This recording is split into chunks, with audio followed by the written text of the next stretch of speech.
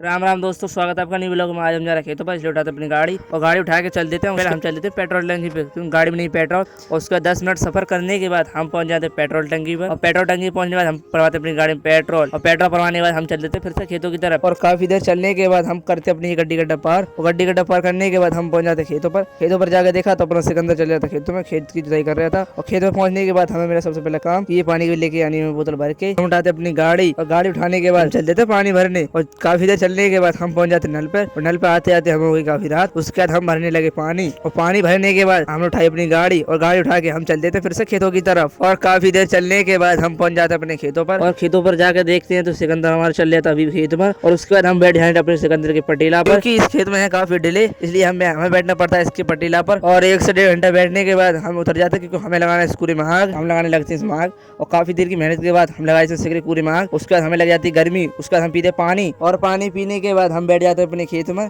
पीछे चले हमारा सिकंदर, और ऐसे काफी देर बैठने के बाद हम बैठ जाते अपने सिकंदर के ऊपर कच्चा खाने। और ऐसे 1 से 1.5 घंटा कच्चा खाने के बाद हमारा खेत जुत जाता है, भैया लेके चलते थे ट्रैक्टर को। और उसके बाद हम उठाते अपनी गाड़ी, और गाड़ी उठा के हम चल देते हैं घर की तरफ। और 10 मिनट सफर करने के बाद हम पहुंच जाते अपने गाँव के ढाबा पर। और ढाबा पर पहुंचने के बाद हम लेते हैं वहाँ से 2 बिस्कुट, और 2 बिस्कुट लेने के बाद हम उठाते अपनी गाड़ी, और गाड़ी उठा के हम चल देते हैं घर की तरफ। और कुछ दूर चलने के बाद हम पहुंच जाते हैं अपने घर। मिलते हैं नेक्स्ट ब्लॉग में, और अब यहाँ तक आ गए तो चैनल को सब्सक्राइब भी कर लो।